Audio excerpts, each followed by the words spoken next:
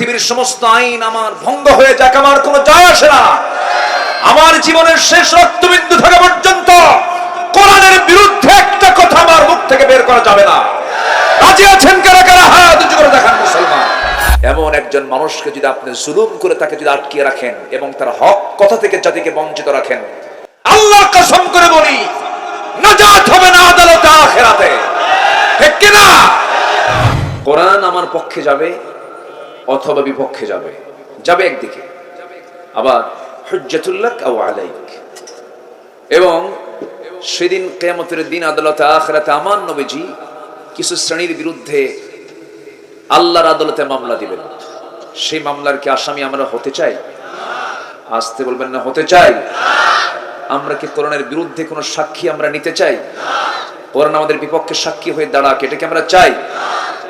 তাহলে আল্লাহ তাআলা সূরা বাকারার 159 নম্বর আয়াত 60 নম্বর আয়াতে কি বলছেন, এটা বললে আয়াতের একটু ব্যাখ্যায় গেলে আমরা বিষয়টা আমাদের কাছে অনেকটা ক্লিয়ার হয়ে যাবে। সম্মানিত ভাইয়েরা, সূরাটার নাম হলো সূরাতুল বাকারা। এটা এমন একটা সূরা যে সূরার আলোচনা শেষ হবার মতো নয়। আব্দুল্লাহ ইবনে আব্বাস রাদিয়াল্লাহু তাআলা আনহু তিনি একটানা 10 বছর এই সূরা পড়েছেন। বলা হলো এই 10 বছর ধরে শুধু এই সূরাই পড়লেন, আর কি কোনো সূরা নাই? তিনি বললেন আমি 10 বছরও তো এই সূরা শেষ করতে পারিনি। জোরে বলি সুবহানাল্লাহ। 286টি আয়াত সম্বলিত দীর্ঘ একটি সূরা হলো সূরাতুল বাকারা, যার শুরু হয়েছে চ্যালেঞ্জ দিয়ে। এই কিতাবের চ্যালেঞ্জ দিয়েই সূরাটা শুরু হয়েছে এবং শেষ হয়েছে দোয়া দিয়ে। শেষ হয়েছে কি দিয়ে? দোয়া দিয়ে। বান্দা কেমন করে দোয়া করতে হয় বান্দাকে শিখিয়ে দিয়েছেন তিনি কে? আল্লাহ তাআলা। শুরুটা হলো কেমন করে, সবাই আমার সঙ্গে ঠোঁট মিলিয়ে বলুন, যালিকাল কিতাবু লা রাইবা ফীহি হুদাল লিল মুত্তাকিন আল্লাযীনা ইউমিনুনা বিল গায়বি ওয়া ইউকিমুনাস সালাতা ওয়া মিম্মা রাযাকনাহুম ইউনফিকুন।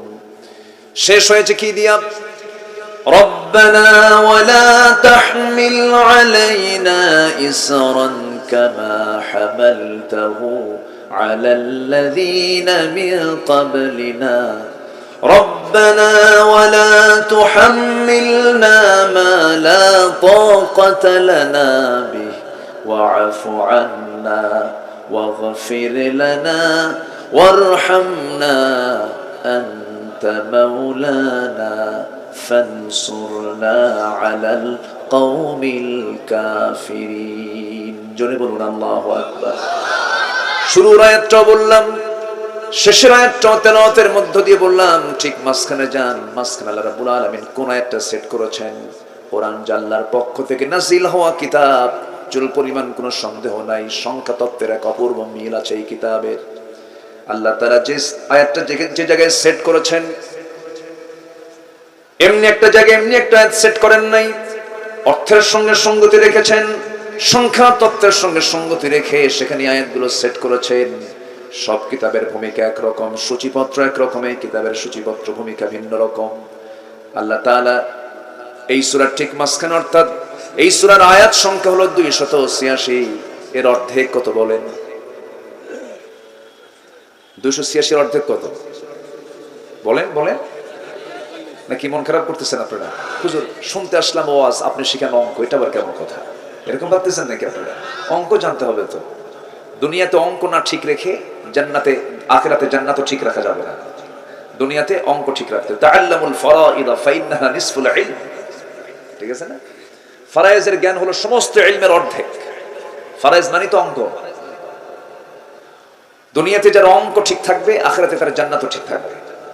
আলহামদুলিল্লাহ বলেন। তো 286 অর্ধেক কত হয়?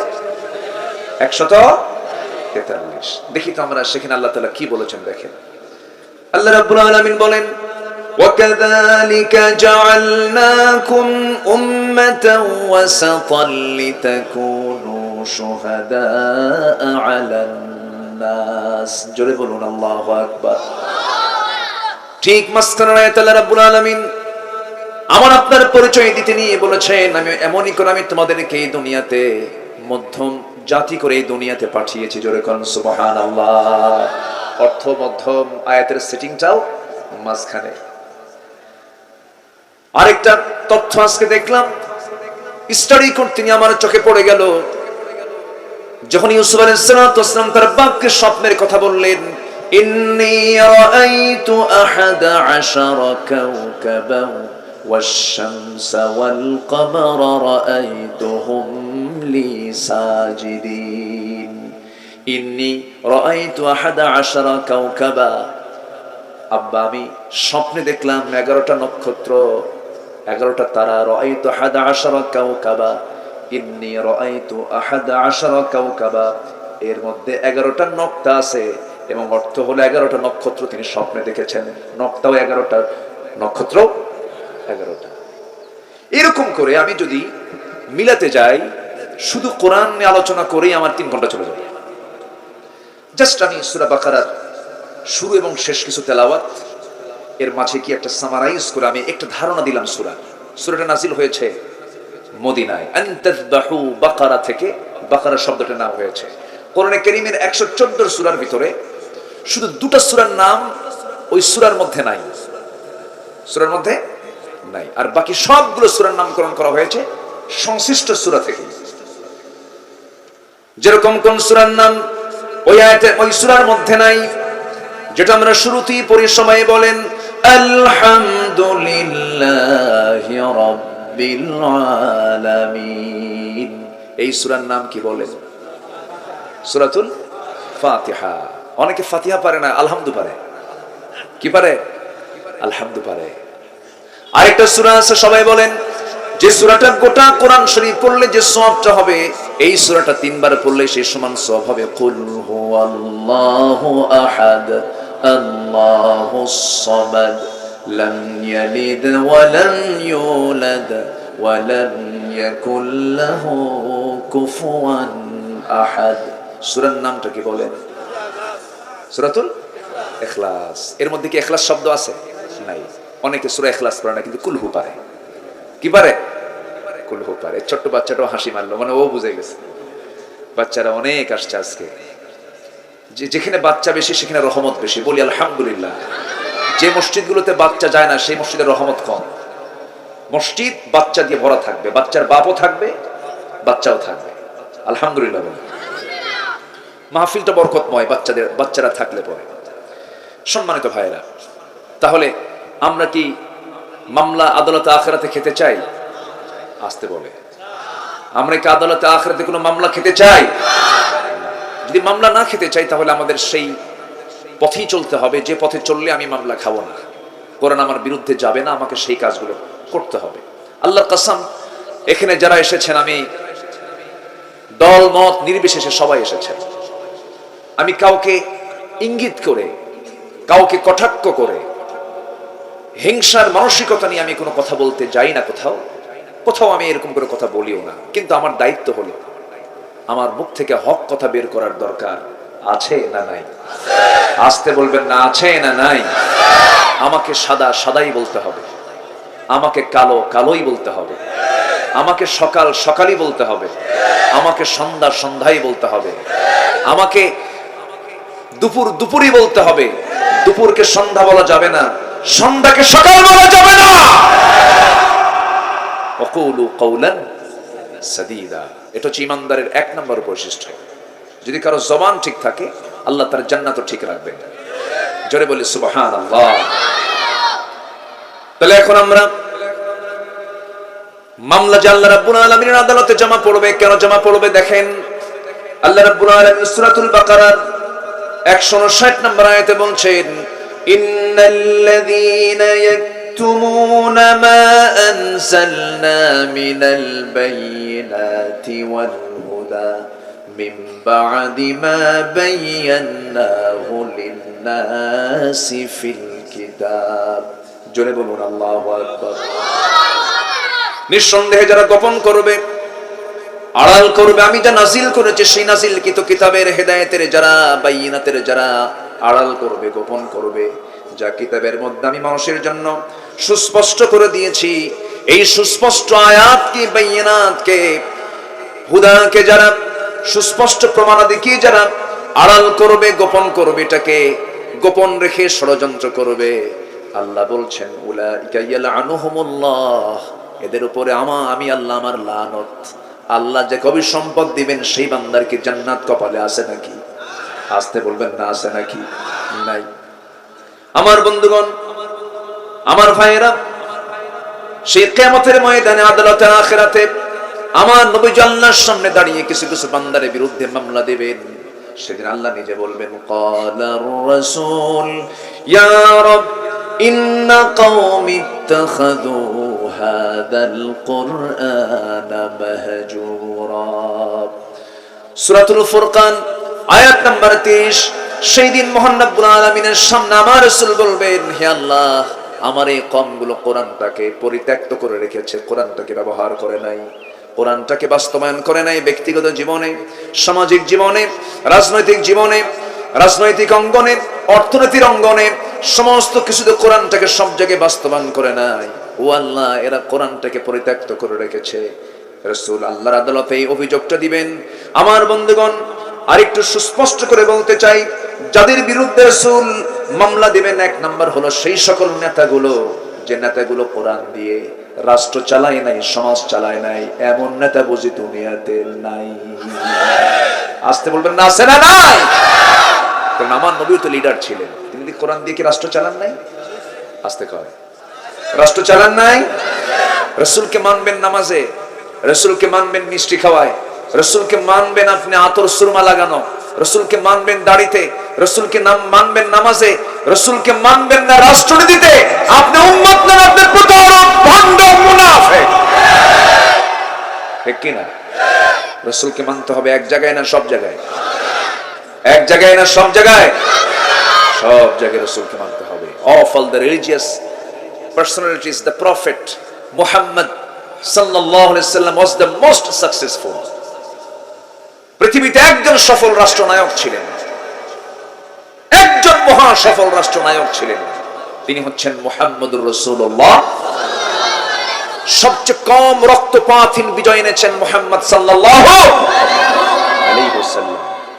সম্মানিত ভাইয়েরা, সম্মানিত বন্ধুগণ, কিন্তু ইসলামকে আজকের দুনিয়ার একটা বিশাল অংশ তারা চায় না। যারা বিশ্ব বাজারকে যারা নিয়ন্ত্রণ করছে, আজকে কিসের বাজার?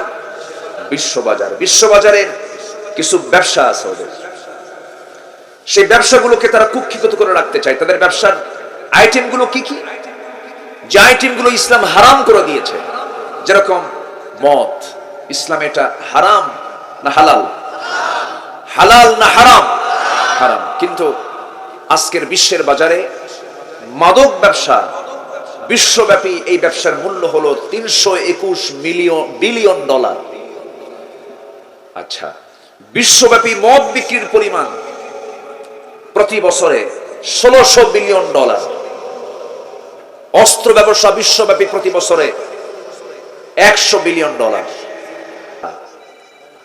বেশ্যাবৃত্তি, জেনা, এই বাজার বাণিজ্য বার্ষিক প্রায় গোটা পৃথিবী জুড়ে 400 বিলিয়ন ডলার। জুয়া ব্যবসা পৃথিবীব্যাপী প্রতি বছর 110 বিলিয়ন ডলার। অবৈধ সোনা কারবারি গোটা পৃথিবীতে বছরে 100 বিলিয়ন ডলার। কম্পিউটার গেমস, এই যে ছেলেরা ফ্রি ফায়ার, পাবজি দেখছেন, ওরা একটা মুস্কি হাসি মারছে, বোঝে তো? এই যে ফ্রি ফায়ার, পাবজি, এই যে গেমস গুলো, কম্পিউটার গেমস গুলো, এই ব্যবসার মূল্য বিশ্বব্যাপী বার্ষিক 54 বিলিয়ন ডলার। এই মাদক, মদ, অস্ত্র, পতিতা, জুয়া, কম্পিউটার গেমস, এই বাণিজ্যের বার্ষিক বাজার মূল্য হলো 2685 বিলিয়ন ডলার। নাউজুবিল্লাহ। আচ্ছা, তাহলে এই ব্যবসাগুলো যারা করে, এই ব্যবসার প্রতিবন্ধক হলো ইসলাম। এরা কি কখনো ইসলামকে সহ্য করতে পারবে? আসতে বলবেন না, পারবে? কিন্তু যে সমস্ত বিজনেস গুলো তারা করছে, এগুলো কি মানবতার পক্ষে না বিপক্ষে? আসতে বলেন, মানবতার পক্ষে না বিপক্ষে? মানবতার উন্নয়ন না ক্ষতি? মানবতার উন্নতি না দুর্গতি? মানবতার উন্নতি না মহা ধ্বংস? মদ এবং জুয়ার ব্যাপারে ইসলাম কি বলে? ইসলাম বলে না? ইসলাম কি হালাল বলে? না হারাম বলে? হারাম বলে। এখন আমি আপনি যদি ইসলাম নিয়ে কথা বলতে চাই, তাহলে ম্যাক্সিমাম লোক আমার আপনার পক্ষে দাঁড়াবে না বিপক্ষে দাঁড়াবে? তাহলে কি এর মানে আমি চুপ করে বসে থাকবো? এটি কি আমার ইমান? এটি কি আমার ইমান হতে পারে? আমার দেশের সংসদে অধিবেশন শুরু হয় কোরআন তেলাওয়াত দিয়ে। আলহামদুলিল্লাহ, ভালো, এটা সুন্দর পদ্ধতি। কোরআন তেলাওয়াত দিয়ে অধিবেশন শুরু হয়। অধিবেশন শুরু হয় কোরআন তেলাওয়াত দিয়া, আর আইন পাস হয় হলো মদের। আমার কথা কি বুঝতেছেন? তাহলে এক বেচারি মদ খাচ্ছে। কি খাচ্ছে? মদ খাচ্ছে, কিন্তু মোষটা খুব বড়, তো মোষটা ধরে উল্টায়া মদ খায়। তো বলা হলো, তুমি মোষটা উল্টায় মদ খাওয়া কেন? মোষের পানি খাওয়া হারাম, তো এই জন্য উল্টায় খাচ্ছে। কিন্তু খাচ্ছে কি? সম্মানিত ভাইয়েরা, কথা বললে তো আমরা দোষী হয়ে যাই। পৃথিবীর সব মানুষ আমার বিরুদ্ধে চলে যাক, আমার এতে কোনো যায় আসে না।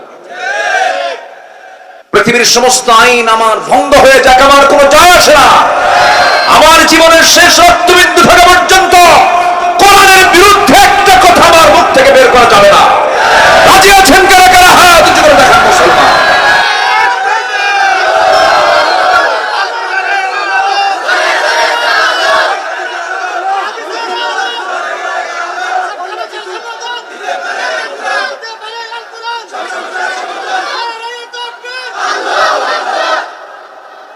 সম্মানিত ভাইরা, সব তো দেখলাম আমরা, সব দেখা শেষ। আগামীর দেশ হবে কোরআনের দেশ। সূর্যের উপকারিতা যেমন শতভাগ সত্য, সূর্যের উপকারিতা যেমন শতভাগ সত্য, ঠিক তেমনি কোরআনের আইন সমাজের কল্যাণ বয়ে আনবে, এটাও শতভাগ সত্য। সম্মানিত ভাইরা, কিন্তু ওই যে বড় বড় বোতল যারা খায়, ওদের সমস্যা। মদের বোতল কি হুজুররা নিয়ে বসে থাকে? দেশকে আগায় দিচ্ছে হলো অশিক্ষিত মানুষগুলো, শ্রমিক, কৃষক, প্রবাসী। প্রবাসীরা বিদেশ থেকে, আমি নিজের চোখে দেখি, চোখের পানি পড়ে। মা বা বউ বাচ্চা থুইয়া কি কষ্ট করে তারা সেই প্রবাস জীবনে গিয়ে 100 তলা 120-30 তলার বিল্ডিং এর উপরে পাখির মতো ঝুলে কনস্ট্রাকশনের কাজগুলো করে, সীমিত বেতনে চাকরি করে, সেই রেমিটেন্স গুলো দেশে পাঠায়। কত কষ্ট করে দেশকে তারা এগিয়ে দিচ্ছে। দেশের কৃষক রোদে পুড়ে পুড়ে চামড়া কালো হয়ে যাচ্ছে। কৃষকরা দেশকে কত এগিয়ে দিচ্ছে। শ্রমিক গার্মেন্টসে কাজ করে, কি সীমিত বেতন, দেশের অর্থনৈতিক সমৃদ্ধিতে তারা কি অবদানগুলো রাখছে, অথচ তারা অশিক্ষিত। এই প্রবাসী, এই শ্রমিক, এই অশিক্ষিত কৃষকরা দেশকে যখন এগিয়ে দিতে চায়, দেশকে পিছিয়ে দিচ্ছে। এক শ্রেণীর শিক্ষিত নামের কলম চোরেরা দেশ থেকে টাকা পাচার করে। এটার মূল কারণ হলো কি নাই? আসতে বলবেন না, কি নাই? কোরআন যেখানে থাকবে না, সেখানে শুধু কামড়া কামড়ি হবে। কি হবে? কামড়া কামড়ি। কুত্তা কি করে? আমার গাড়ি না, কিন্তু এটা আল্লাহর গাড়ি। আল্লাহ তাআলা বলেছেন, যাদের চোখ আছে দেখে না, কান আছে শোনে না, অন্তর আছে বোঝে না, উলাইকা কাল আনআম, এরা হলো কুত্তা, এরা হলো চতুষ্পদ জন্তু, বাল হুম আদাল, এর চেয়েও জঘন্য। কার কথা? এটা কি আমার স্টেটমেন্ট না আল্লাহর? এই ফতোয়া কে দিয়েছেন? যারা কোরআন বোঝে না তারা হলো চতুষ্পদ জন্তু, এর চেয়েও জঘন্য। উলাইকা হুমুল গাফিলুন। সম্মানিত ভাইয়েরা, তাহলে এতগুলো আমি হারাম বিজনেসের কথা বললাম, অবৈধ বিজনেসের কথা বললাম। ধরেন এর মধ্যে মদটা কি ছোটখাটো অপরাধ?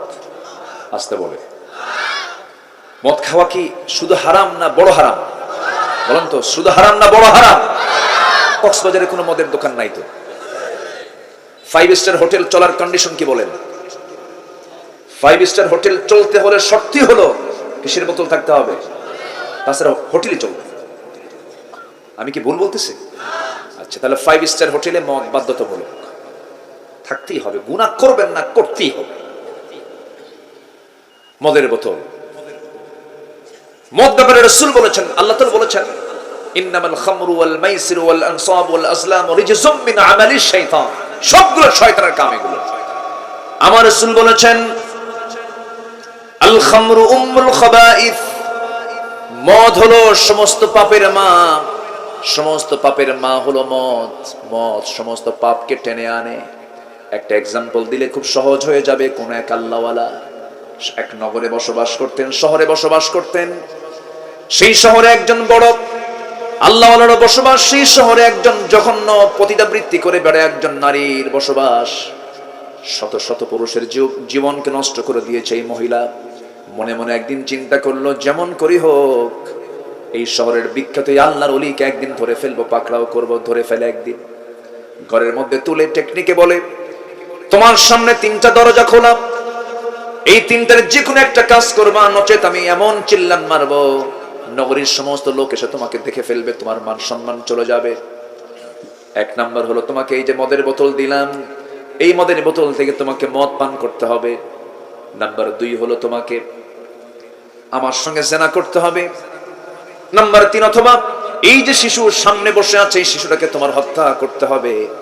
এই 3টা অপরাধের যে কোনো একটা অপরাধ, 3টা কাজের যে কোনো একটা কাজ তোমাকে করতে হবে। ওই আল্লাহওয়ালা মনে মনে চিন্তা করলেন, খুন তো করাই যাবে না, মারাত্মক বড় অপরাধ। জেনা তো করাই যাবে না, ইমানটা নষ্ট হয়ে যাবে, ইমান তো ধ্বংস হয়ে যাবে। মদের বোতল যদিও হারাম, এটাও যেহেতু হারাম, কিন্তু উপায় তো নাই। দেখি মদের বোতলটা খুলে এক ঢোক মারি। এক ঢোক যখন মদের বোতল মেরে দিয়েছেন, জীবনে যে মদ খায় নাই, যে জীবনে প্রথমবার মদ খাবে তার মাথা কি বেশি মাতাল না আরো বেশি মাতাল হবে? কম মাতাল না বেশি মাতাল? বেশি মাতাল হয়ে যাবে। মদ খেলে তাল না মাতাল বলেন তো? মদের ফলাফল কি তাল না মাতাল? যে জীবনে জর্দা খায় নাই, হঠাৎ করে জর্দা খেলে পরে মাথা ঘুরে পড়ে যাবে। যে জীবনে কাঁচা সুপারি খায় নাই, হঠাৎ করে প্রথম দিন খাইলে মাথা ঘুরে পড়ে যাবে। মদের বোতল জীবনে মুখে নেন নাই সে আল্লাহওয়ালা, যখন তিনি মুখে নিয়েছেন মাথা ঘুরে পড়ে গেছেন, মাতাল হয়ে গেছে। ওই মাতাল অবস্থায় জেনাও হলো, খুনটাও হলো।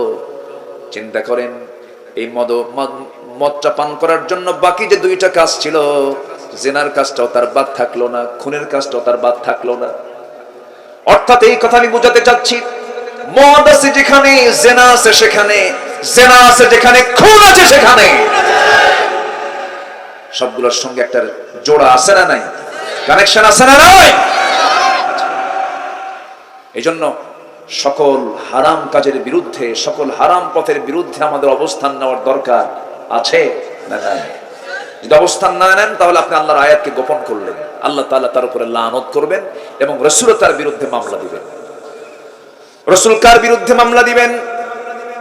যে সমস্ত ব্যক্তি, সমাজ, রাষ্ট্র নেতাগুলো রাষ্ট্রীয় পর্যায়ে কোরআনটাকে চালু করে নাই, যে সকল শিক্ষা প্রতিষ্ঠান প্রধান যারা ছাত্র ছাত্রীদেরকে কোরআন শিক্ষা দেয় নাই, যে সকল পিতা মাতা তাদের সন্তানদেরকে কোরআন শেখায় নাই, যে সকল মানুষ স্বেচ্ছায় কোরআন শেখা এবং অনুসরণ করা থেকে যারা বিরত রেখেছে, যে সমস্ত ব্যক্তিগুলো কোরআনের মাহফিলকে বন্ধ করার জন্য ষড়যন্ত্র করে, আল্লাহ সেদিন রাসূল আল্লাহর সামনে গিয়ে তাদের বিরুদ্ধে মামলা দিবে।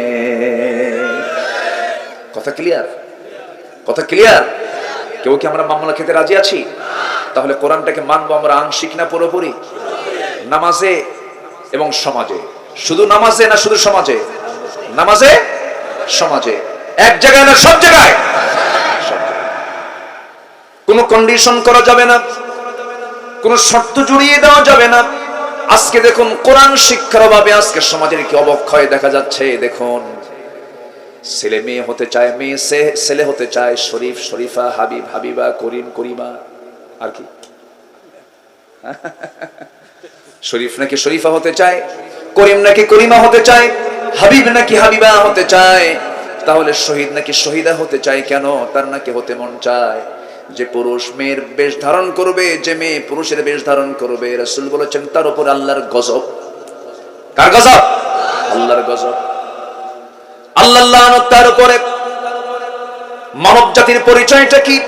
আল্লাহ রাব্বুল আলামিন সুন্দর করে বলেছেন, যারা পারেন ঠোঁট মিলিয়ে বলুন, ইন্না খালাকনাকুম মিন যাকারিন ওয়া উনসা وجعلناكم شعوبا وقبائل لتعارفوا إن أكرمكم عند الله أتقاكم। আমি তোমাদেরকে সৃষ্টি করেছি হে মানব মণ্ডলী, তোমাদেরকে সৃজন করেছি এক নর এবং এক নারী থেকে, আদম এবং হাওয়া থেকে। ওয়াজআলনাকুম শুউবান ওয়া ক্বাবাইলা লিতাআরাফু, আমি তোমাদেরকে বিভিন্ন গোত্রে গোত্রে, বিভিন্ন ভাগে ভাগে, বংশে বংশে, বিভিন্ন শাখা প্রশাখায়, ভাষা বর্ণে ভিন্ন ভিন্ন করেছি। লিতাআরাফু, যেন তোমরা একে অপরকে চিনতে পারো। তবে জেনে রেখে দিও, তোমাদের মধ্যে সেই বান্দা আল্লাহর কাছে সবচাইতে বেশি দামি, সম্মানিত, যে বান্দা আল্লাহকে সবচাইতে বেশি ভয় করে। জোরে কোন সুবহানাল্লাহ।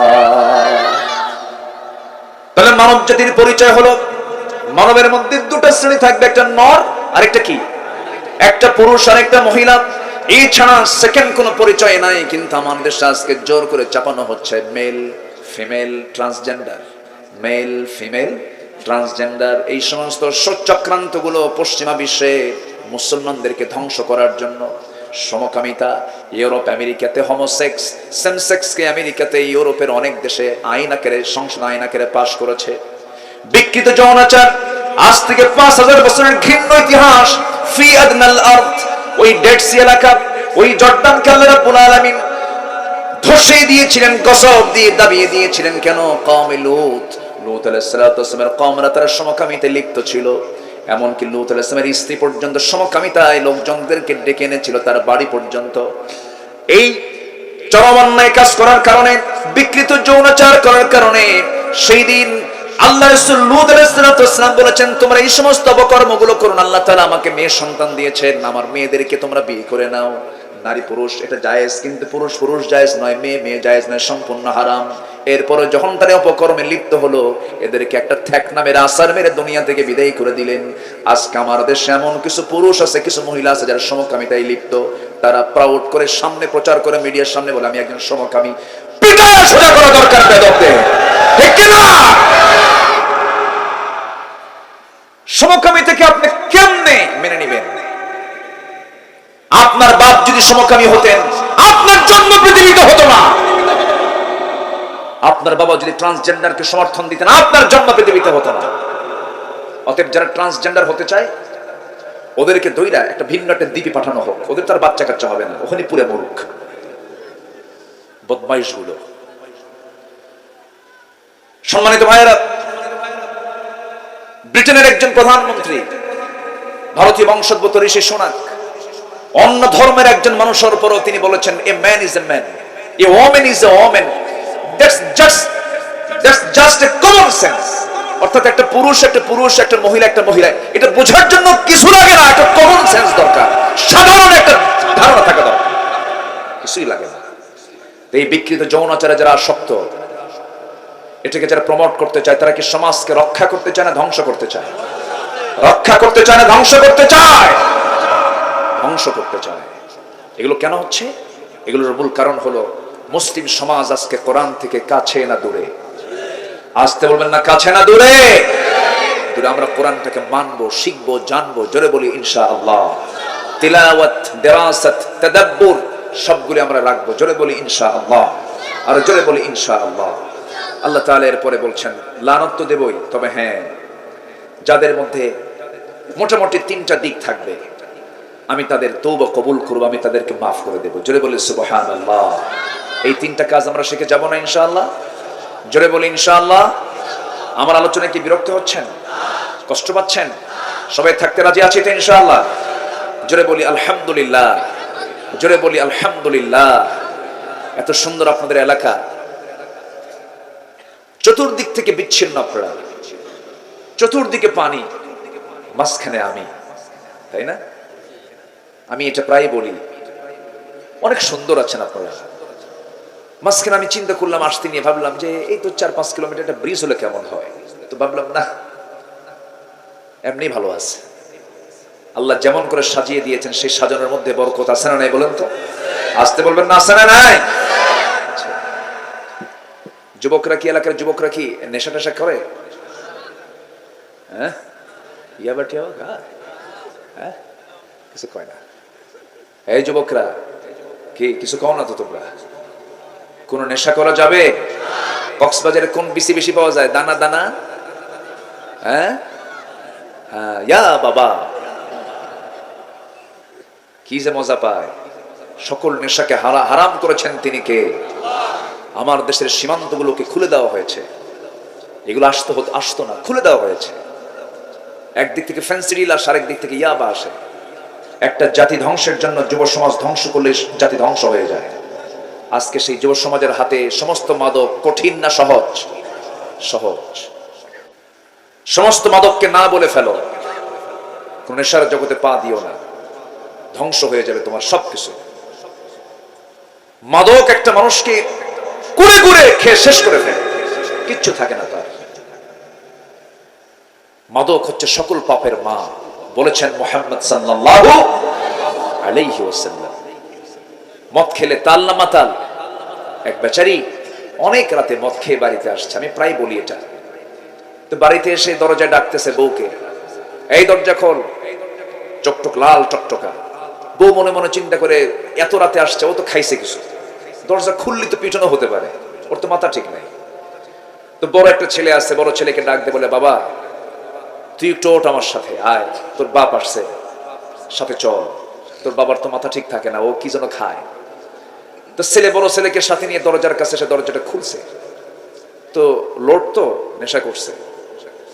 দরজা খোলা মাত্রই বইয়ের দিকে তাকায়, লাল চোখ, মানে চোখ দিয়ে তাকাচ্ছে বইয়ের দিকে, আর তাকায় বলতেছে, বইয়ের দিকে তাকায় বলতেছে, আম্মা আসসালামু আলাইকুম। যেরকম নাউজুবিল্লাহ বলতেই পারে, কারণ তো তোর নেশা এটা। বউ বলে, হাই রে আমার পোড়া কপাল, তোমার কি একটু হুঁশ নাই? তুমি কারে কি বলে ডাকো? তোমার পাশে একটা যুবক ছেলে দাঁড়ায় আছে, তুমি আমার এই ছেলের সামনে আমাকে মা বলে ডাকতে পারো? এটা কোনো কথা তোমার? ছেলের দিকে তাকায় বলে, দুলা ভাই আসসালামু আলাইকুম। বুঝলেন বিষয়টা হলো, এখানে কি তার দোষ না নেশা? বলেন কি, বলেন তো কি? ঐশীর তো কোনো দোষ ছিল না, ঐশীর হাতে যারা ইয়াবা তুলে দিয়েছে তাদের দোষ। আসতে বলবেন না, জোরে বলেন ঠিক কিনা? আজকে ঐশীরটা প্রকাশ পেয়েছে। হাজারো ঐশী, হাজারো নেশাখোর আমার দেশে আছে না? সব ধ্বংস হয়ে যাচ্ছে। যুবকরা পর্নোগ্রাফিতে আসক্ত হবে না, তোমার ফ্রন্টাল সেলগুলো নষ্ট হয়ে যাবে, তোমার যৌবন হারিয়ে ফেলবে, বাবা হওয়ার যোগ্যতা হারিয়ে ফেলবে। মাস্টারবেশনে যাবে না।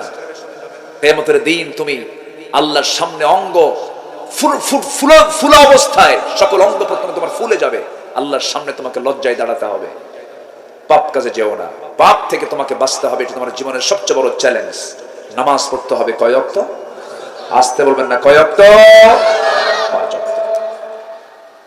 আল্লাহ রাব্বুল আলামিন এই ভয়ঙ্কর আয়াতের পরে ইল্লা শব্দ বলেছেন, ইল্লা তবে ওই সমস্ত বান্দাগুলোর আমি তওবা কবুল করে নেব, তাদের প্রতি আমি রহমদিল হব, তাদেরকে আমি মাফ করে দেব, যাদের মধ্যে 3টা দিক পাওয়া যাবে। 1 নম্বর হলো ইল্লাল্লাযীনা তাবু ওয়া আসলাহু ওয়া বায়্যানু ফাউলাইকা আতুবু আলাইহিম ওয়া আনাত তাওয়াবুর রহিম। জোরে বলুন আল্লাহু আকবার। আমার ভাইরা, ওমরের নাম শুনলে কি মনে হয়? লোকটা খারাপ না ভালো? শুধু ভালো না, মহা ভালো। কিন্তু এই লোকটা কি ভালো ছিলেন না খারাপ ছিলেন? কি ছিলেন বলেন? শুধু খারাপ না ভালো? খারাপ ছিলেন, খুব খারাপ ছিলেন। রাসূলকে যিনি মারতে যান নাঙ্গা তরবারি নিয়ে, উগ্র মেজাজ নিয়ে রাসূলকে যিনি মারতে যান, সেই লোকটা তো ভালো ছিলেন না। কিন্তু সেই লোকটা ভালো হয়ে গেলেন, সেই লোকটা আল্লাহওয়ালা হয়ে গেলেন, সেই লোকটা জগৎধন্য একজন মুসলিম উম্মার জন্য বড় মডেল হয়ে গেলেন। এবং রাসূল নিজে বলেছেন, আমার পরে যদি নবুয়তের সিলসিলা জারি থাকতো লাকানা ওমর, আমার ওমর নবী হয়ে যেত। জোরে কান সুবহানাল্লাহ। কিন্তু চেঞ্জ হলেন কেমনে? চেঞ্জ হওয়ার মূল কারণ হলো কোরআন। কোরআন তাকে চেঞ্জ করে দিয়েছে। ফিরে এসেছেন আল্লাহর পথে। মাফ করে দিয়েছেন কে? আসতে বলুন না, মাফ করে দিয়েছেন কে? আজকে একটা ইতিহাস পড়লাম, এই ইতিহাস কখনো এর আগে বলা হয় না। সাহাবীর একটা ইতিহাস। সেই সাহাবীর জীবনটা এমন ছিল, সেই সাহাবীটার নাম হলো উমাইর। সেই সাহাবীর নাম কি? উমাইর রাদিয়াল্লাহু তাআলা আনহু। ইসলাম কবুল করেন নাই তিনি। তার ছেলে আবু জেহেলের নেতৃত্ব অবলম্বন করে বদর যুদ্ধে অংশগ্রহণ করেছিল। বদর যুদ্ধে কুরাইশ নাস্তানাবুদ হয়ে যায়, ধ্বংস হয়ে যায়।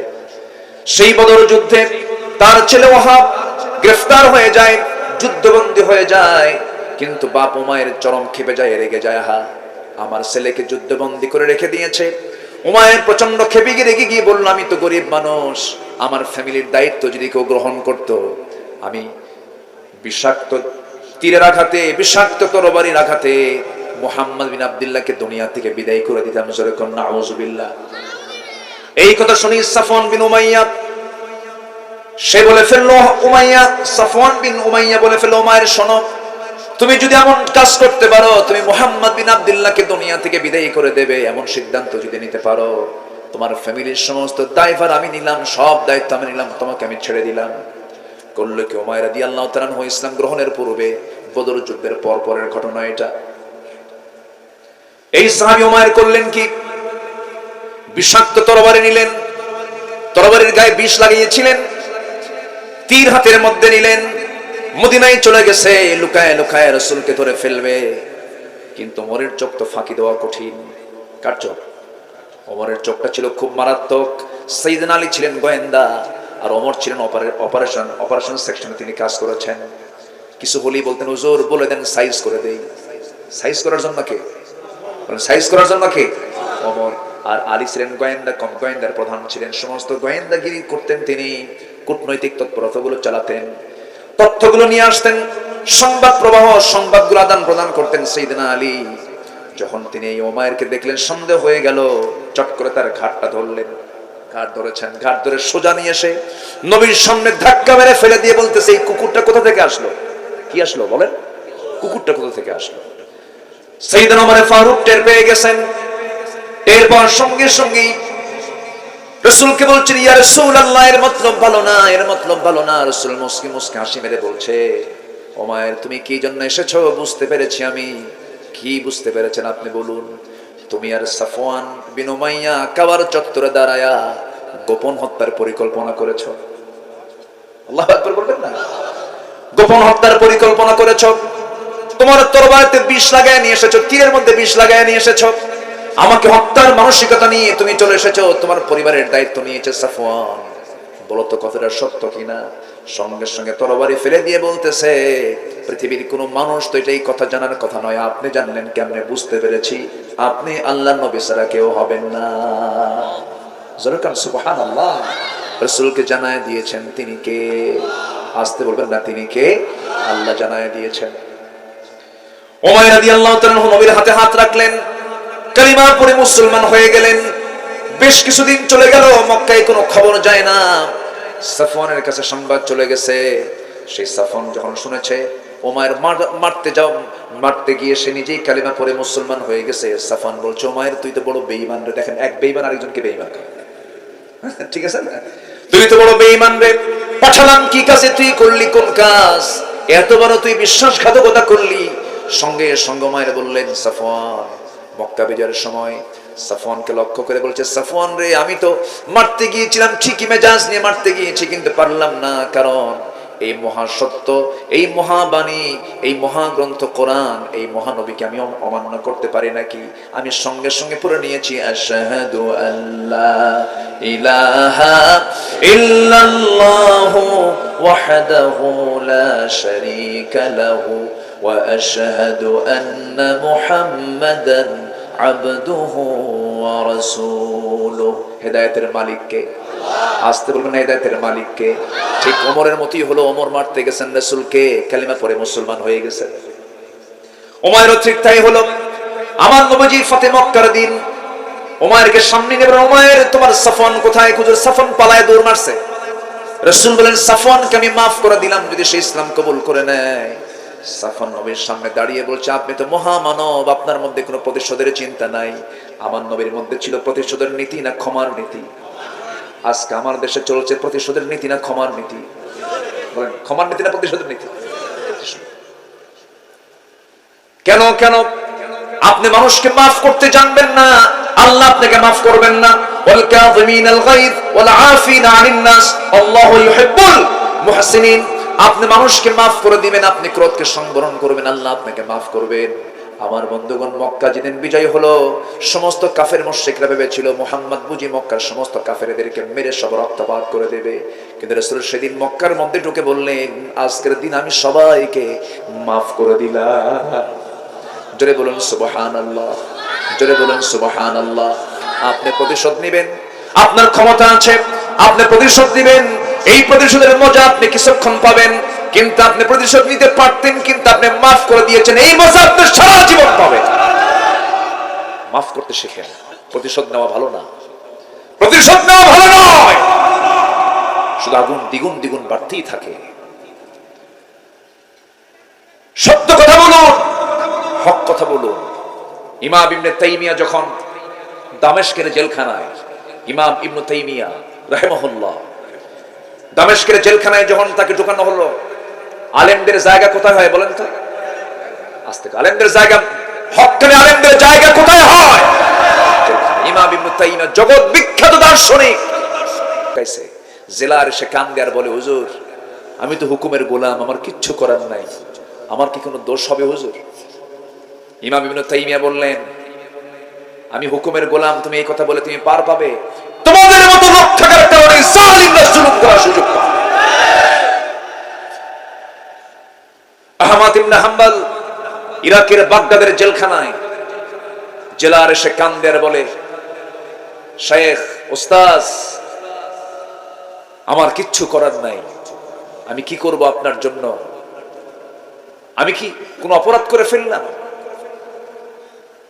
সাইয়েদ আহমদ ইবনে হাম্বল বললেন, ও জেলার, তুমি আমার কাছে নাজাত পেতে চাও, আমার কাছে নাজাত তো তুমি পাবে না, নাজাত পেতে হবে আল্লাহর আদালতে। হক কথা যার মুখ থেকে বের হয় না সে বড় জালেম। যে চাকরি করতে গিয়ে, যে নেতৃত্ব মানতে গিয়ে হক কথা মুখ থেকে বের হয় না, সেই নেতৃত্ব, সেই চাকরির মুখে আমরা থুতু মারি, ঠিক কিনা? ঈমান আগে, ঈমান আগে না দুনিয়া আগে? কি আগে বলেন? রিজিকের দায়িত্ব কার? আসতে বলবেন, রিজিকের দায়িত্ব কার? এক সাহাবী আব্দুর রহমান ইবনে আউফ রাদিয়াল্লাহু তাআলা আনহু জান্নাতের সংবাদ পেয়েছেন। দুনিয়াতে কয়জন সাহাবী? 10 জন আশারে মুবাশশারা, এর মধ্যে একজন হচ্ছেন অন্যতম আব্দুর রহমান ইবনে আউফ। 7 থেকে 8 হাজার কোটি টাকার মালিক ছিলেন। 10 জন সাহাবীর অধিকাংশই জান্নাতের সংবাদ যারা পেয়েছেন, অধিকাংশই তারা মিলিয়নার ছিলেন, ধনী ছিলেন। ইসলাম কে আমরা অভাব মনে করি না। ইসলাম মানলে অভাব থাকবে না। সমাজে ইসলাম চালু হলে সমস্ত অভাব দূর করে দিবেন তিনি কে?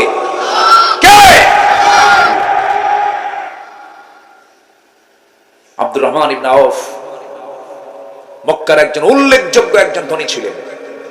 সেই ধনী আব্দুর রহমান ইবনে আউফ শুধু হক কথা বলার কারণে নবীর সাথে মক্কা থেকে মদিনায় পাড়ি জমালেন। কোটি কোটি টাকার বিজনেসকে তিনি জলে ফেলে দিয়ে মদিনায় চলে আসছেন। সুবহানাল্লাহ বলবেন না? জান্নাত কি এত সস্তা? জান্নাত কি এত সস্তা? রেখে দিয়ে চলে আসছেন। বউ ইসলাম কবুল করেন, সন্তান ইসলাম, তাও থুইয়া চলে আসছেন, মদিনায় চলে গেছেন। নবীর সামনে চুপ মেরে বসে আছেন আব্দুর রহমান ইবনে আউফ। নবীজি দেখে কেঁদে ফেললেন। মানুষ তো, রাসূল কেঁদে ফেলে বলছেন, আব্দুর রহমান, আমি তোমার ব্যবসার জৌলুস দেখেছি, কত বড় তোমার বিজনেস, তোমার বউটাও নাই, ছেলে মেয়েও নাই, ব্যবসাও নাই, তুমি এখানে অসহায়ের মতো বসে আছো, তোমাকে দেখে তো আমার চোখে পানি চলে আসছে। আব্দুর রহমান, তোমার কি মন খারাপ? বলতেছে, হুজুর আপনি আমাকে কি বলেন, চুল পরিমাণ আমার কোনো আফসোস নাই। কেন? আমি আল্লাহকে পেয়েছি, রাসূলকে পেয়েছি। জোরে বলেন সুবহানাল্লাহ। আমি আল্লাহকে পেয়েছি, রাসূলকে পেয়েছি। রাসূল বলেন, আব্দুর রহমান তোমার কি একটু কষ্ট হচ্ছে? না হুজুর, আমার বিন্দু পরিমাণ কোনো কষ্ট নেই, আমি তো আল্লাহকে পেয়েছি, আমি দ্বীন পেয়েছি, আমি ইসলাম পেয়েছি। ওয়ামান ইয়াশরি নাফসাহু ইবতিগাআ মারদাতিল্লাহ। এক মদিনার আনসার সাহাবী বিশাল ধনী ছিলেন, তাকে ডাক দিয়ে বললেন, আনসার এদিকে আসো তো, আমার আব্দুর রহমান খুব ধনী ছিল, দেখো তো এর জন্য কিছু করা যায় নাকি? আনসার তো আনসারি, সাহায্যকারীতে সাহায্য, রাসূল কইছে আর কি করা যায়? ঘোড়ার পিছে উঠায় নিছেন, তারে ঘোড়ার পিঠে উঠায় নিয়া আব্দুর রহমান ইবনে আউফকে সঙ্গে করে নিয়া চলে গেছেন মদিনার সবচেয়ে বড় দুটা খেজুর বাগান দেখানোর জন্য। বড় দুইটা খেজুর বাগান দেখালেন। বড় দুইটা খেজুর বাগান দেখায় বলছেন, ভাই আব্দুর রহমান, এই দুইটা বাগানের কোন বাগানটা তোমার পছন্দ বলো? এই দুইটা বাগানের মালিক আল্লাহ তাআলা আমাকে বানিয়ে দিয়েছেন, যেটা পছন্দ হবে সেই পছন্দের বাগান এই মুহূর্তে আমি দাঁড়ানো অবস্থা আমি তোমার নামে দলিল করে দেব। আব্দুর রহমান খুশি হয়ে তাকে জড়িয়ে ধরে বলছেন, আনসার সাহাবী, দিতে হবে না রে, আমার সম্পদের তেমন কোনো লোভ নাই, বহু সম্পদ এই হাতে আমি ব্যবহার করেছি, আমার কোনো প্রয়োজন নাই, বাগান দিতে হবে না, আমি এটাতে তৃপ্ত নই। এবার বলছে, শোনেন, বউ তো নাই আপনার, আপনার যৌবন আছে, বউটাও দরকার। এই মদিনার কোন মেয়ের বাপ আপনার সঙ্গে তার মেয়েকে বিয়ে দেবে না, কারণ আপনার কোনো ঘর নাই, বাড়ি নাই, টাকা নাই, পয়সা নাই। আল্লাহ আমাকে দুটা স্ত্রী দান করেছেন, যে কোনো একটা স্ত্রীকে আমি তালাক দেব, সেই তালাক দেওয়া স্ত্রীকে আপনি আপনার বউ বানাইয়া নিবেন। আব্দুর রহমান ইবনে আওফ বললেন, ভাইরে, বউ তোমার তালাক দেওয়া লাগবে না, খেজুর বাগান আমাকে দেওয়া লাগবে না, তুমি আমাকে ছোট্ট একটা বাজার দেখায় দাও, সেই বাজারে আমি একটু হালকা ব্যবসা শুরু করে দেব। আমি ব্যবসা শুরু করলেন। ব্যবসায়ী ছিলেন মুহাম্মদ সাল্লাল্লাহু, রাসূল ব্যবসা করেছেন। রাসূল কি করেছেন? ব্যবসা করেছেন। আব্দুর রহমান ইবনে আওফ ব্যবসা শুরু করে দিলেন। ব্যবসা করতে করতে কয়েক রতি সোনা কামাই হলো, কয়েক আনি নয়, আনিটা একটু বেশি হয়, রতি, কয়েক রতি সোনা কামাই করলেন। কয়েক রতি সোনা কামাই করে নিয়ে কিছু টাকা জমা করলেন, যৌবন তো আছে, বিয়ের প্রয়োজন, বিয়েটাও করে নিলেন। বিয়ের 3 থেকে 4 দিন পর নবীর দরবারে চলে গেছেন, নতুন কাপড় চোপড় পরে, চেহারার মধ্যে চাকচিক্য ভাব চলে আসছে। নবীজি বলেন, আব্দুর রহমান, কয়েকদিন যাবত তোমাকে দেখি না, কিন্তু আজকে তোমার চেহারা দেখে কেমন যেন মনে হচ্ছে তুমি কিছু একটা ঘটাইছো মনে হয়। তুমি কি বিয়ে করছো নাকি? হুজুর, বিয়ে তো করে ফেলছি, তুমি আমারে দাওয়াত দিলা না। হুজুর, মনে ছিল না। কি ছিল না? এরকম কিন্তু অনেক সময় প্রিয়জন বাদ যায় না, বিয়ের সময় বাদ যায়, হঠাৎ করে হয়ে গেছে। হুজুর, বিয়ে শাদী করে নিয়েছি। রাসূল বলেন, ঠিক আছে, জরুরি কাজ বিয়ে করা, যৌবনকে কন্ট্রোল করার জন্য, যৌবনকে ঠিক রাখার জন্য বিয়ে করেছো, ভালো কথা।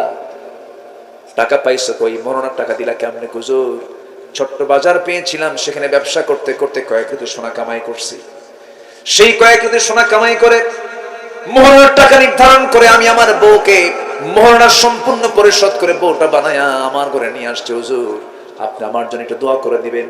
আমার নবী যে সেই সময় সুন্দর করে রাসূল তার জন্য, তার পরিবারের জন্য দোয়া করছেন এইভাবে, আল্লাহ, আমার আব্দুর রহমানের পরিবারে বরকত দাও, তার ব্যবসার সম্পদে বরকত দাও। নবীর দোয়া মিস না কবুল? মিস না কবুল? আল্লাহ তাআলা তার 13টা সন্তান দিয়েছেন। কয়টা? 13 সন্তান দিয়েছেন। আর এই পরিমাণ সম্পদ আল্লাহ তাআলা তাকে দান করলেন। ওই মদিনায় আসার পরেও তাবুক অভিযানের দিন এই আব্দুর রহমান ইবনে আওফ তিনি একাই 3 বস্তা সোনা দান করেছেন। কয় বস্তা? 3 বস্তা। আমার ভাইয়েরা, সম্পদ আসবে যাবে, সম্পদ থাকবে আবার থাকবে না, অভাব আসবে আবার সচ্ছলতা আসবে, কিন্তু সব সময় আমার স্মরণ করতে হবে কাকে? আসতে বলবেন না কাকে? কিন্তু আব্দুর রহমান ইবনে আওফের মূল টার্গেট হলো কাকে? 1 নাম্বার পাওয়া। আসতে বলবেন না কাকে পাওয়া? নাম্বার 2 হচ্ছে মুহাম্মদ সাল্লাল্লাহু আলাইহি ওয়াসাল্লামকে পাওয়া। সে আল্লাহ এবং রাসূলকে আমাদের পেতে হবে। যিনি আল্লাহকে পেয়েছেন, যে রাসূলকে পেয়েছে, তার আর কিছুই লাগে না। মুমিন জীবনের বন্ধু হবে 3 জন। মহান রব্বুল আলামিন সূরা মায়েদার ভিতরে 55 নম্বর আয়াতে বলছেন, ইন্নামা ওয়ালিয়ুকুমুল্লাহু ওয়া রাসূলুহু والذين آمنوا الذين يقيمون الصلاة ويؤتون الزكاة وهم راكعون। জোরে বলুন আল্লাহু আকবার। তোমাদের বন্ধু 1 নাম্বার কে? আরো জোরে কে? নাম্বার 2 হচ্ছেন মুহাম্মদ সাল্লাল্লাহু আলাইহি ওয়াসাল্লাম। নাম্বার 3 তোমাদের বন্ধু হবে ঈমানদাররা। এই 3 বন্ধুর বাইরে যে বন্ধুই তুমি পাতে যাবে, এটা একদিন শেষ হয়ে যাবে। বউ থাকবে না, সন্তান থাকবে না, বন্ধু বান্ধব থাকবে না, সব একদিন হেরে যাবে। কিন্তু বউটা যদি ঈমানদার হয় টিকে যাবে, সন্তান যদি ঈমানদার হয় টিকে যাবে, বন্ধু যদি ঈমানদার হয় টিকে যাবে, তোমার আত্মীয়স্বজন যদি ঈমানদার হয় টিকে যাবে। অতএব সম্পর্ক হবে ঈমানের ভিত্তিতে। কিসের ভিত্তিতে বলেন? ঈমানের ভিত্তিতে। মান হাব্বা লিল্লাহ ওয়া বাগাদা লিল্লাহ ওয়া আতা লিল্লাহ ওয়া মানা লিল্লাহ ফাকাদ ইসতাকমালাল ঈমান। আমার ভাইয়েরা, রাসূলকে সবচেয়ে বেশি মহব্বত করা শিখতে হবে। রাসূলের মহব্বতটা সবচেয়ে বড় গুরুত্বপূর্ণ দিক, তার আনুগত্যের দিকটা বড় গুরুত্বপূর্ণ দিক। নবীর আনুগত্য পূর্ণাঙ্গ ছিল বলে সাহাবায়ে কেরামদের দাম পৃথিবীতে সবচাইতে বেশি। এই পৃথিবীতে যত মানুষ এসেছে এবং আসবে, আল্লাহর নবীর পরে সবচেয়ে দামি মানুষ হচ্ছেন সাহাবারা। আর সেই সাহাবীদের এত দাম বেড়ে যাওয়ার মূল কারণ হলো 1 নাম্বার, তারা তাদের জীবনের চাইতে রাসূলকে বেশি ভালোবেসেছে। জোরে কোন সুবহানাল্লাহ। আমার বন্ধুগণ, আমার নবীকে সব সাহাবী ভালোবেসেছেন, তবে একজন সাহাবীর কথা আজকে এই মুহূর্তে মনে পড়লো। আমার নবীজি দুটা জায়গায় সবচাইতে বেশি কষ্ট পেয়েছেন। দুটা জায়গায় তিনি দীর্ঘ টাইম না খাওয়া অবস্থায় থেকেছেন। খাবার পান নাই বলে খেতে পারেন নাই, খান নাই। আবার আপনার ঘরে খাবার আছে, আপনি খাবেন না, সুন্নাত আদায় করবেন, তা হবে না। রাসূল খান নাই কখন? যখন তার খাবার ছিল না। খাবার আছে, তিনি খান নাই, এটা কিন্তু ঠিক না। আপনার সম্পদ আছে, আপনি খাবেন না, এটা ঠিক নয়। রাসূল কখন খাবার খান নাই, খেতে পারেন নাই? যখন তায়েফের ময়দানে কালিমার দাওয়াত দিতে গেছেন, 3টা দিন 3টা রাত সেখানে তিনি খেতে পারেন নাই। আর আরেকটা জায়গায় সবচেয়ে বেশি তিনি খাবারের কষ্ট পেয়েছেন, সেটা হলো যুদ্ধের কারণে। শিশু ইসলাম মক্কা থেকে মদিনায় রাসূল চলে আসছেন, বদর যুদ্ধ পাড়ি দিয়েছেন 1 বছর পর। তার 1 বছর পর উহুদ যুদ্ধ পাড়ি দিয়েছেন। তার 1 বছর পরই খন্দকের পরীক্ষা খনন যখন শুরু হয়ে গেল। ধরুন আমি একটা প্রশ্ন করব, গোটা পৃথিবীতে এখন যুদ্ধ বিধ্বস্ত দেশ হলো রাশিয়া, ইউক্রেন। তাদের অর্থনৈতিক অবস্থা আগের চাইতে খারাপ না ভালো? ভালো না খারাপ? বরঞ্চ তাদের এই যুদ্ধের কারণে গোটা পৃথিবীর সমস্ত পণ্য সামগ্রীর দাম কমছে না বাড়ছে? তেলের দাম কমছে না বাড়ছে? বাড়ছে। আমার নবীজি মদিনায় চলে গেলেন, বদর পাড়ি দিলেন, উহুদ পাড়ি দিলেন, আবার খন্দকের পরীক্ষা খনন শুরু হয়ে গেছে। পুরো অর্থনীতি সম্পূর্ণ ক্রাইসিসে পড়ে গেছেন রাসূল। সেই সময় খাবার পান নাই, নিজে খাবার খাবেন সে খাবার পর্যন্ত নাই। আমার নবীজি নিজে কোদাল মারা শুরু করে দিয়েছেন। রাসূল তেমন রাসূল ছিলেন, রাসূল তেমন নেতা ছিলেন, কর্মীদেরকে লাগায় দিয়ে তিনি চুপ করে বসে থাকেন নাই। রাসূল সবার আগে কোদালটা হাতে নিয়েছেন। জোরে কান সুবহানাল্লাহ। আমার নবীজি আগে খেতেন না খাওয়াতেন? আজ থেকে খেতেন না খাওয়াতেন? খাওয়াতেন। রাসূল আগে নেতা ছিলেন, তিনি কি কর্মীদেরকে আগে দিতেন না নিজে আগে যেতেন? নিজে আগে যেতেন। আমার নবীজি খন্দকের পরীক্ষা খনন করার সময় কোদাল মারতেছিলেন। সিরাত ইবনে হিশামে এসেছে, কোদাল মারতে মারতে আমার নবীজির সুন্দর কালো কেশ, সুন্দর কালো চুল ধুলায় মলিন হয়ে গেছে, কাপড় চোপড়গুলো ধুলা ময়লা হয়ে গেছে। 1 দিন না, 2 দিন না, 3 দিন না, 4 দিন 4 রাত আমার নবীর পেটে খাবার তো দূরের কথা, পানি পর্যন্ত ঢোকে নাই। খাবার নাই, পানি নাই। আমার নবীজি সেই সময় সহ্য করতে না পেরে কাউকে না জানাইয়া জামার ভিতরে পাথর দিয়ে পেটে পাথর বেঁধেছেন। পাথর যখন বেঁধেছেন পেটে, কেউ টের পায় নাই, কিন্তু একজন সাহাবী রাসূলকে খুব কাছ থেকে তিনি তাকে চিনতেন, বুঝতেন, তার মনের খবরটা বুঝতেন। সেই সাহাবীর নাম হলো জাবির রাদিয়াল্লাহু তাআলা আনহু। সাইয়েদনা জাবির রাদিয়াল্লাহু তাআলা আনহু রাসূলকে অতি কাছ থেকে দেখলেন, নবীজির পেটে শক্ত কি যেন বেঁধে আছে। আস্তে করে হাত দিয়ে বলছেন, হুজুর আমি কিন্তু টের পাইছি আপনি ক্ষুধা সহ্য করতে পারতেছেন না, আপনার পেটে আপনি পাথর বেঁধেছেন। রাসূল মুস্কি হাসি মেরে বলছে, জাবির রে, আমি তো কাউকে বুঝতে দেই না, তুমি বুঝলা কেমনে? হুজুর আমি যে আপনাকে খুব ভালোবাসি, আপনার চেহারা দেখে আমি টের পাইছি। সঙ্গে সঙ্গে জাবির বাড়িতে চলে গেলেন। বাড়িতে গিয়ে বউকে বলছেন, বউ আমার, ওই যে আমাদের একটা ছোট্ট ছাগল ছিল, ছাগলটা কোথায়? অমুক জায়গায় আছে। নিয়ে আসলেন। স্বামী বউ মিলে ছাগলটা জবাই করলেন। জবাই করে বলছেন, বউ আমার শোনো, সুন্দর করে পাকাবা রান্না করবা, আজকে আমার বাড়িতে আমার রাসূলকে দাওয়াত দিয়ে খাওয়াবো, রাসূলকে তৃপ্তি ভরে খাওয়াবো, রান্না বান্না করে নাও। কিন্তু বউটা বলে দিচ্ছে, স্বামী আমার, মাত্র 5-6 কেজি ওজনের ছাগল, যদি আপনি সবাইকে বলতে যান খাওয়ানো সম্ভব হবে না, শুধু রাসূলকে কানে কানে বলবেন, কয়েকজন সাহাবী কিনে রাসূলকে আস্তে করে নিয়ে চলে আসবেন। আচ্ছা ঠিক আছে। গিয়ে আমার নবীর সামনে গিয়ে কেঁদে কেঁদে বলছে, হুজুর আপনার পেটে পাথর, চলুন না আমার ঘরে যাই। কানের মধ্যে মুখ ঢোকায় বলছেন, কেন, কি হয়েছে, কি খাবার? হুজুর আপনার জন্য আমার বউকে একটা ছাগল জবাই করে দিয়ে আসছি, ছোট্ট ছাগল 5-6 কেজি ওজনের, চলেন আপনাকে তৃপ্তি ভরে রুটিটা খাওয়াইয়া দেব। আমার নবীজি একটা মুস্কি হাসি মারলেন, চাঁদের মতো হাসির ঝিলিক দিত তার মুস্কি হাসি। রাসূল মুস্কি হাসি মেরে চট করে সেই জায়গা থেকে দাঁড়ায়া সব সাহাবীকে লক্ষ্য করে বলছেন, ও সাহাবীরা, তোমরা কি জানো আমার জাবির আমাদেরকে দাওয়াত দিয়ে ফেলছে? কোন তো কি মুসিবত! এখন 6 কেজি ওজনের এই ছাগল, সব সাহাবীর কি পেট ভরবে? আজ থেকে পেট ভরবে? এ তো স্বাভাবিকভাবে ভরবে না। সাইয়েদনা জাবির মাথায় হাত দিলেন, হুজুর আমি আপনাকে কানে কানে বললাম, এত লোককে আপনি দাওয়াত দিলেন, আমি কেমন করে আপনার এই মেহমানদারি আমি রক্ষা করব? রাসূল মুস্কি মুস্কি হাসি দিয়ে বলছে, জাবির রে, বিশ্বনবী কখনো একা খায় না, তুমি যখন বলেছো আমাকে শুধু খাওয়াবে, আমি এতগুলো সাহাবীকে নিয়ে আমি কেমনে এদেরকে রেখে আমি খাবো? ওদেরকে ছাড়া আমি খাবো না। তবে তুমি চিন্তা করো না, বান্দা যার রিজিকের দায়িত্ব তার। যেরকম সুবহানাল্লাহ। সাইয়েদনা জাবির বাড়িতে চলে গেলেন। আমার নবীজি সব সাহাবীকে নিয়ে জাবিরের বাড়ির দিকে রওনা দিলেন। জাবিরের বাড়ির দিকে রওনা দিয়ে বাইরে দাঁড়ায় আছেন, ভিতরে গিয়ে বলছেন, আমার বউ শোনো, কাম তো সারছে কি? রাসূলকে কানে কানে বলছে, কিন্তু রাসূল তো হাটে হাড়ি ভাঙছে, সবাইকে বলে দিচ্ছেন এখন কি করা যায়। বউটা বলতেছে, স্বামী আমার চিন্তা করবেন না, নবীর মুখ থেকে যখন বের হয়েছে চিন্তা করবেন না, বান্দা যা রিজিকের দায়িত্ব তার। যেরকম সুবহানাল্লাহ। এমন তাওয়াক্কুল সবার মধ্যে থাকলে আল্লাহ তাআলা প্রত্যেক বান্দাকে পাখির মতো খাওয়ায় দিতেন। কিন্তু আমরা তো টেনশন করি, কেমনে চলবো, কেমনে খাবো, কেমনে পড়বো, কেমনে যাবে দিন। এই কেমনে কেমনে চিন্তা করায় দেয় শয়তান। কে কে বলেন তো? শয়তান। আমি আমার জরিপ অনুযায়ী একটা কথা বলতে চাই, একটা লাইন মাথায় রাখবেন সারা জীবন। সারা জীবনে একটা লাইন কতটা মাথায় রাখবেন? আমি প্রায় এই চিন্তাটা করি, আমি এটার বাস্তবায়ন করার চেষ্টা করি, আমার ব্যক্তিগত আমল আমি এটা মনে করি।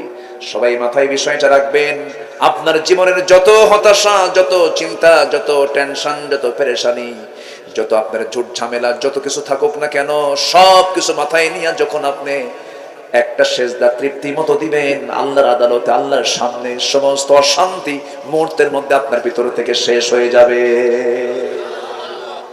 এই প্রশান্তির সেজদার চাইতে বিশ্বের কোন কাজে এমন প্রশান্তি নাই। আল্লাহু আকবার। সেজদা দেব কাকে? আসতে হলো সেজদা দেব কাকে? আল্লাহ। আমি কি আলোচনা চালাবো? হ্যাঁ, কোন সমস্যা, অসুবিধা নাই তো? জিকির করি লা ইলাহা,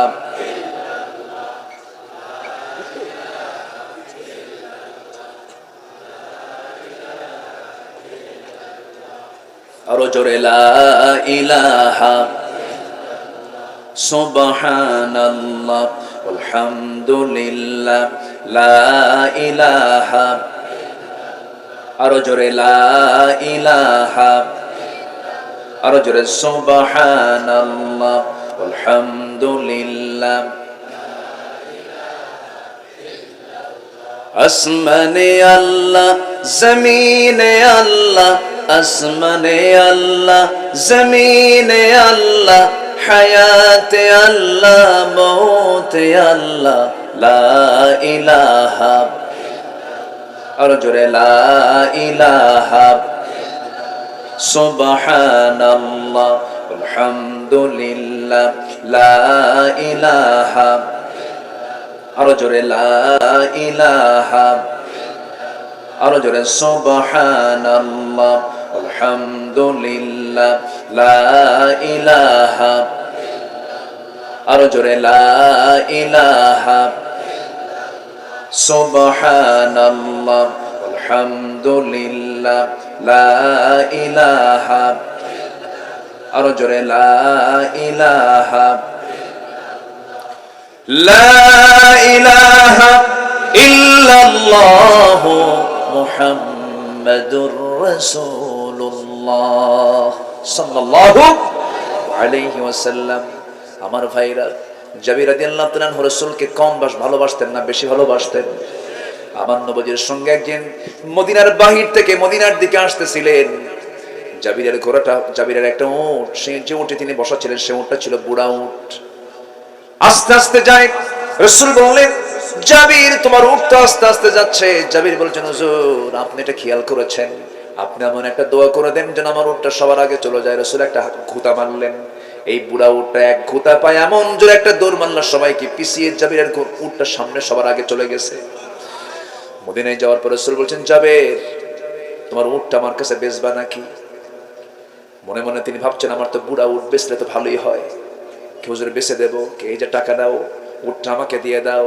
উটটা হাতের মধ্যে নিয়ে বলছেন, জাবের তুমি আমার এত কাছের সাহাবী, তুমি আমার দুঃখগুলো বুঝো, খুব কাছ থেকে তুমি আমাকে চেনো, আমি তোমার কাছ থেকে উটটা নেব আর তোমাকে টাকা দেবে, এটা কেমন করে হয়? টাকাও দিলাম, আবার উটটা কিনে নিয়ে আবার উটটা আমি তোমার কাছে ফেরত দিয়ে দিলাম। সুবহানাল্লাহ। রাসূল ভালোবেসেছেন সবাইকে, ভালোবাসা দিয়েছেন, ভালোবাসা নিয়েছেন। আমরা ভালোবাসা দেব, ভালোবাসা নেব। আল্লাহ কবুল করুন। জোরে বলি আমিন, জোরে বলি আমিন। আমার বন্ধুগণ, আল্লাহ রাব্বুল আলামিন তিনটা কাজ করতে বলেছেন সূরা বাকারার 160 নম্বর আয়াতে। আয়াতের দিকে আবার ফিরে যাচ্ছি আমরা। ওইদিকে জাবিরের বাড়ির দাওয়াত কিন্তু খাওয়া শেষ হয় নাই। মনে আছে আপনাদের? মনে আছে? সবার মনে আছে তো? আমি যদি ভুলে যাই মনে করে দিবেন আমারে, ঠিক আছে না? এটা মনে করে দিবে।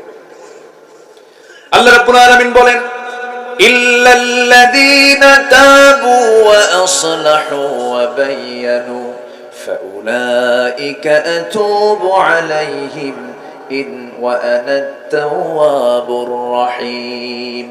তবে হ্যাঁ, এক নম্বরে যারা তওবা করবে, তওবা মানে হচ্ছে ফিরে আসা। কার দিকে ফিরে আসা?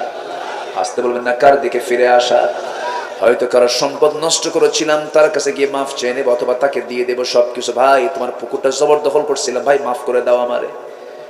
তোমার কাছ থেকে জুলুম করে এটা নিয়েছিলাম, তুমি আমারে মাফ করে দাও।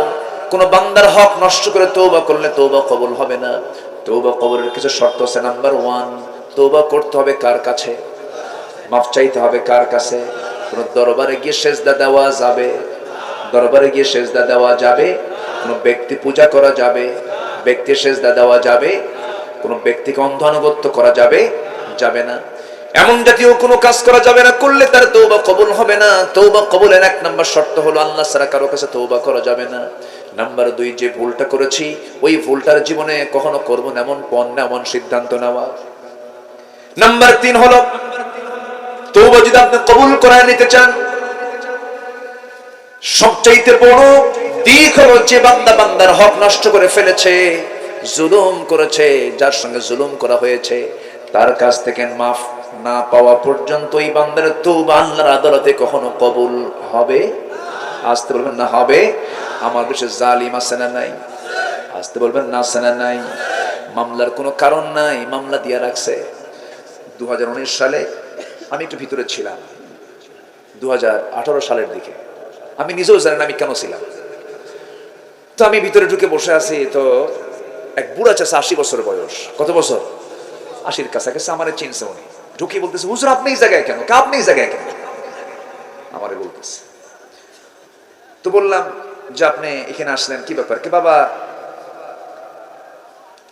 একটা মামলা দিছে। কি মামলা? কি বিস্ফোরক। কি বাবা, আমি তো বুঝি না বিস্ফোরক কি খায় না কি করে, এটা কি? মানে উনি জানেন না বিস্ফোরকটা কি, অথচ ওই মামলার তিনি আসামি।